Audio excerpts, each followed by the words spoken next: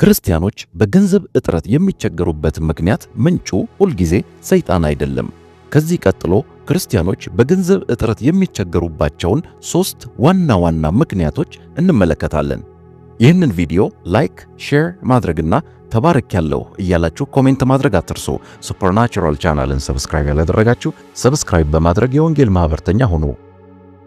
ክርስቲያኖች ያለባቸው የገንዘብ ችግር ሁሉ ከጠላት ከሰይጣን የሚመጣ ጥቃት ብቻ አይደለም። በጣም ብዙ የገንዘብ እጥረት ችግሮች የሚመነጩት ከራሳችን ነው።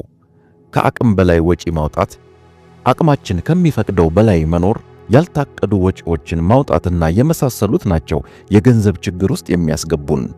ነገር ግን ሁሉም አይነት የገንዘብ እጥረት ችግር ከሰይጣን ነው ወይም ደግሞ የኛ የድክመት ውጤት ብቻ ነው ለማለት አይቻልም። በተለይ እውነተኛ የኢየሱስ ክርስቶስ ተከታይ ስትሆኑ የሚገጥሟቸው የገንዘብ ችግሮች እናንተ ከምታስቡት በላይ ጥልቀት ያላቸውና የተወሳሰቡ ይሆናሉ። ስለዚህ እውነተኛ ክርስቲያኖች የኢኮኖሚ ችግር ውስጥ የሚገቡባቸው ምክንያቶች 3 ሊሆኑ ይችላሉ። አንደኛው መንፈሳዊ ውጊያ ነው። ገንዘባችሁን በጥንቃቄና በአግባቡ በጀት እያደረጋችሁ ከምታገኙትም በልግስና እየሰጣችሁ በበቂ ደረጃም ቆጥባችሁ ሊሆን ይችላል። ሆኖም ይህንን ሁሉ አድርጋችሁ ነገሮች ላይሳኩ ይችላሉ። ይልቁንም የባሰ ሊመሰቃቀሉ ይችላሉ። ይህ ለምን ሆነ ካላችሁ ምክንያቱ እናንተ በኢየሱስ ክርስቶስ አምናችሁ የዳናችሁ ስለሆናችሁ ከክፉ ከሰይጣን ዓለም ጋር ውጊያ ውስጥ ስለገባችሁ ነው። ይህም ውጊያ ከሚካሄድባቸው መንገዶች አንዱ ገንዘብና ከገንዘብ ጋር በተገናኘ ነው። በኤፌሶን ምዕራፍ 6 ቁጥር 12 ላይ መጋደላችን ከደምና ከሥጋ ጋር አይደለምና ከአለቆችና ከሥልጣናት ጋር ከዚህም ከጨለማ ዓለም ገዦች ጋር በሰማያዊም ስፍራ ካለ ከክፋት መንፈሳውያን ሰራዊት ጋር ነው እንጂ ይላል። ስለዚህ አንድ ነገር እወቁ፣ ጠላት ሰይጣን እናንተን ማድረግ የሚፈልገው 2 ነገር ነው። እርሱም ድሃ እና ያልተሳካላችሁ በማድረግ በእግዚአብሔር ላይ የምታጉረመርሙ ማድረግ፣ ወይም ይህንን ማድረግ ካልቻለ ሀብታም ከሆናችሁበት ደግሞ ሀብታምና በራሳችሁ በጣም ከመደገፋችሁ የተነሳ አምላካችሁን እግዚአብሔርን የረሳችሁ ትዕቢተኞች እንድትሆኑ ማድረግ ነው። እና ታዲያ ገንዘብን በተመለከተ ሁል ጊዜ ማረጋገጥ ያለባችሁ ምን ያህል ገንዘብ አለኝ ብላችሁ ሳይሆን ምን ያህል በመንፈሳዊ የጦር ዕቃዎች ታጥቄ ለውጊያ ዝግጁ ነኝ ብላችሁ ነው። ምክንያቱም ታላቅ መንፈሳዊ ውጊያ ያለው በገንዘብ ጉዳይ ነውና። ሁለተኛው ክርስቲያኖች በገንዘብ የሚቸገሩበት ምክንያት የክርስቲያኖች እግዚአብሔርን አለመፈለግ፣ አለመፍራት እና እንዳሻቸው መመላለሳቸው ሊሆን ይችላል።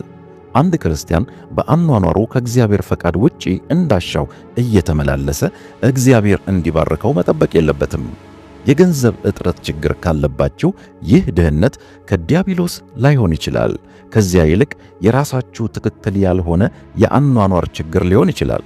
ስለዚህ እግዚአብሔር ከክፉ መንገዳችሁ እስከምትመለሱ ሊያስተምራችሁ፣ ሊገስጻችሁ እየተጠቀመበት ሊሆን ይችላል። ሦስተኛው ክርስቲያኖች በገንዘብ የሚቸገሩበት ምክንያት የእግዚአብሔር ዕቅድ ወይም ፈቃድ የሚፈጸምበት መንገድ ስለሆነ ሊሆን ይችላል። አንዳንድ ጊዜ የገንዘብ ችግር የሚመጣው በኃጢአት ወይም በሰይጣን ምክንያት ሳይሆን እግዚአብሔር ለእናንተ ወዳሰበላችሁ ትልቅ ስፍራ የምትደርሱበት መንገድ አድርጎ እናንተን ለማዘጋጀትና ለመስራት እየተጠቀመበት ሊሆን ስለሚችል ነው። ዮሴፍን ታስታውሳላችሁ። ለባርነት ነው የተሸጠው። በሐሰተኛ ክስ ምክንያትም ወደ እስር ቤት ተጥሎ ነበር። በስተመጨረሻ ግን እግዚአብሔር እነዚህን ሁሉ ችግሮች ዮሴፍን ለማክበርና ስኬታማ ለማድረግ ተጠቀመባቸው። ኢዮብንም አስቡት። የነበረውን ነገር ሁሉ ነበር በአንድ ቀን ያጣው።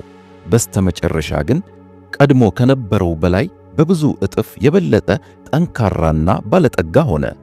ስለዚህ ልንረዳ የሚገባው እግዚአብሔር አንዳንዴ የሚገጥመንን የገንዘብ ችግር ወደፊት ላቀደልን ስኬትና ከፍታ የሚያደርስ መረማመጃ መንገድ አድርጎ ሊጠቀምበት እንደሚችል ነው። እና ስለዚህ የገንዘብ እጥረት ሁል ጊዜ የውድቀት እና እግዚአብሔር ከኛ ጋር ያለመሆኑ ማረጋገጫ አይደለም። አንዳንዴ እግዚአብሔር ፍጻሜያችሁን ለማሳመር እየሰራ እንደሆነ አመላካች ሊሆን ይችላል። ብቻ እናንተ አካሄዳችሁን ከእግዚአብሔር ጋር አድርጉ። ተባረኩ።